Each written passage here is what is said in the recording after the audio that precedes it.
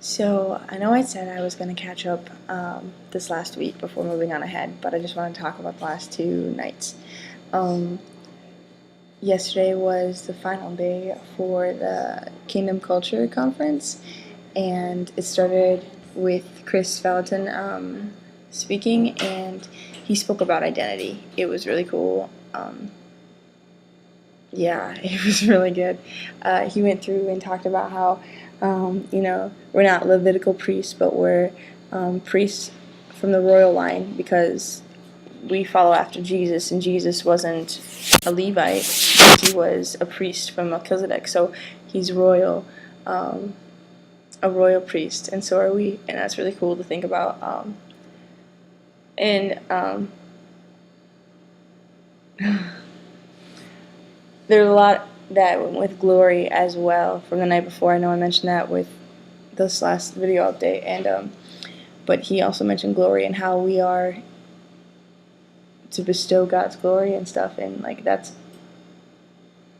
part of our identity is being God's glory. He said when we imitate God, we become ourselves, and that was really cool. I really like that. And there was also he talked about when Jacob was at Laban's, or as Laban's as he called it, but Laban's place after he ran away from his brother, and he talked about the last 7 years that he worked for Laban to earn the sheep and the goats or whatever he earned, and how when he was only allowed to take the sheep that were speckled and spotted and stuff, and kind of like marred in that sense, that he was able to, he brought them to a river or the pond or whatever, and he would lay down the like bark that had speckled and scratches and stuff on it, so it'd be striped and speckled and all that jazz,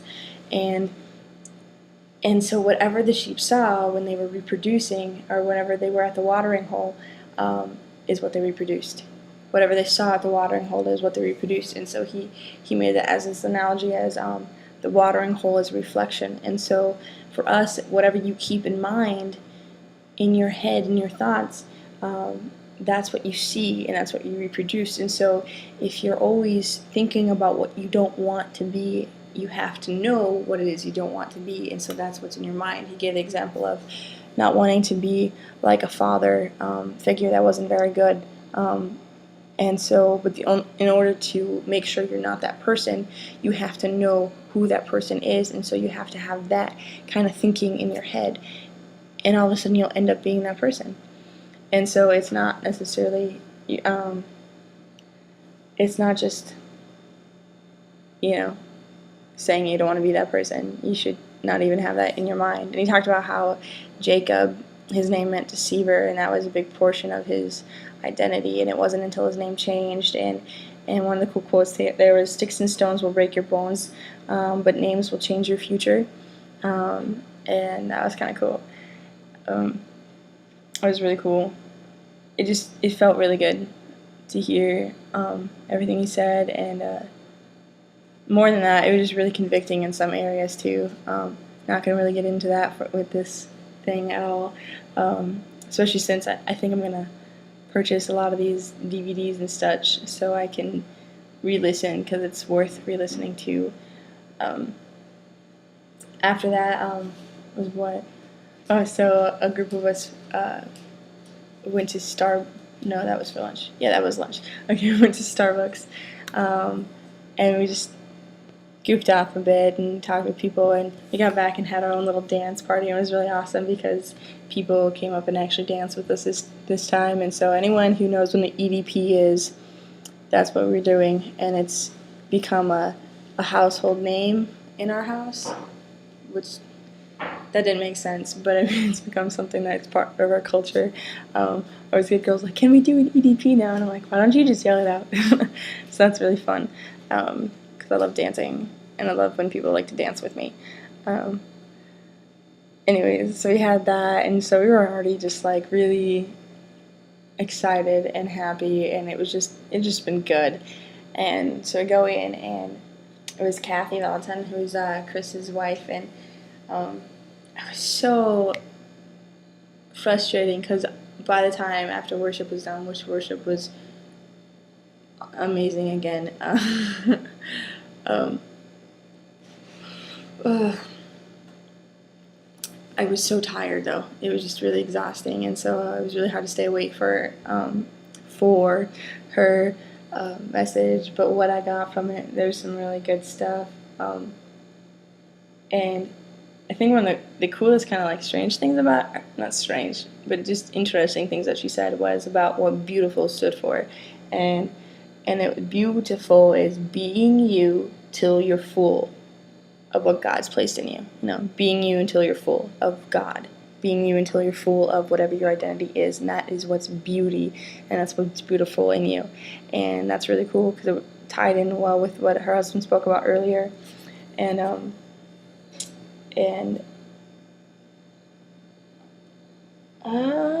there was something else that she said that was really good. She had this really crazy story that she told too, but you're gonna have to look it up. I'm pretty sure these talks or whatever are on iTunes under Bethel, so they're really good. I would suggest them. Before going on, after the first service with Chris, I wrote this in one of my journals as something I think I want to share. I said I had this thought, when I know my identity, when it's revealed to myself who I am and what my glory is, I won't have any fear controlling me. And for any of you who know me, like, I struggle a bit with fear here and there, and it's awesome to not be afraid. And when I spend a lot of time in God's presence, I don't feel afraid. I get goofy and just crazy and excited, and I guess that's me. I enjoy it, so yay. But this whole thought that when I finally find out who my identity is in Christ, when I know who I am, why would I have any fear controlling me? There wouldn't be any. When I realize that God's giving me this glory, and it's not for it is partly for my benefit because He created it that way, but it's also it's to give Him glory so we can reflect each other and we can love on each other and it's just be awesome. And so I don't know. I'm really excited to continue to know more and more about myself so I can know more and more about God, or maybe continue to know more and more about God so I can know better about myself, however that works. So that this fear will totally not have any more control. And I'm walking in it right now that it's not. So that'll be good. Okay. So then we got ready for a barbecue after the second service, and so we went shopping, and that was good. But I was so tired by the time we got back to our house. It was time to leave for the last service anyways, and so only a few of us went, but I didn't really want to miss it. And I was glad I didn't because Eric Johnson spoke, and he's pretty good. I like his little one-liners and all that jazz. But more than that, worship was wow. Worship was wow. I'm going to read you more about, in this journal I wrote about this time with God. Okay, so there's this one portion where I don't know what it was, but it felt like I was kind of like playing catch with God. And so I wrote in here afterwards, I just had to have this time of reflection during worship because it was so an emotional, there's a bug in my hand, an emotional, like, bipolar 5 minutes. I mean, it was really crazy good, but it revealed a lot in just a short period of time, and so it was kind of stressful. But I wrote, I played catch with God today. I told Him I loved Him more than He loved me, and He laughed and said, "You know that's not true." I laughed and said, "Aha, I know, but it's the best I can say." So I said it again. I said, "I love you more than you love me." And again, He laughed at me. And I said it again. And again. And then I chased Him again. When I caught Him, it was kind of this crazy moment because I was just running, like, around, like, just dancing and leaping around all these people. And it was I don't know, crazy. And I just all of a sudden just remember feeling like I just reached out, and then I didn't really like grab anything, but it was just I grabbed him. Like I knew that I had caught him, and I was like, ha ha ha, I caught you, God. You're it this time. But instead of like chasing me this time, it was almost as though we like tumbled into like playfulness, and it felt ever so joyous. It felt so like a child, and it was beautiful. And then he told me that he loved this one person just as much, and I've been having big struggles with this one person in my life, liking them and enjoying them. And so all of a sudden you're just like this, I was just laughing and and having so much fun. And then he says, you know, Bethany, I love this person just as much. Not the same, I love you this way, but I love this person just as much. And it just really tore at me. I was like, I'm so sorry, God, please help me to love them too. Help me to see them as you see them. And it was just this really emotional, like not down, because I wasn't like depressed or anything, but I was extremely saddened by the fact that, in all honesty, he says that I can't truly love him unless I love the people he loves, you know? And I wasn't, and I haven't been really loving. So I wept and said to him I would love him too. Help me, Lord, to do so. This is my extravagant gift. I will love. And that's what I said. And then, like 2 minutes later, a lady goes up and she's like, it's amazing that God has made himself vulnerable to us, that he will allow us to do it. Sorry, my hair is bothering me. Do stuff that will move his heart. And she told us to ask him how he made us vulnerable.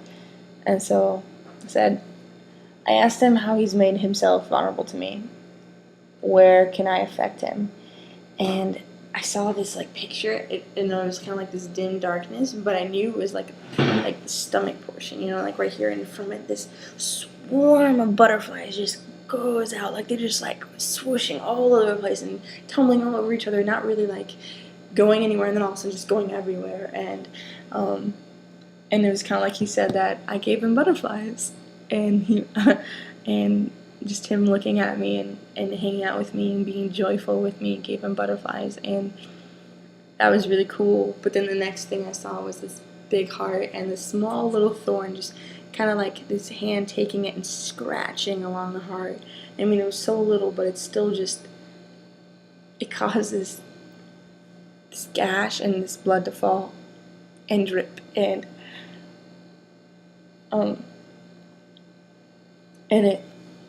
the drop of blood was like a tear that dripped down, and I cringed and cried, knowing I can cause pain to him. But he comforted me, and said, it is with this drop of blood that I choose to heal you with. Oh, wow. It's with this drop of blood I choose to heal you with.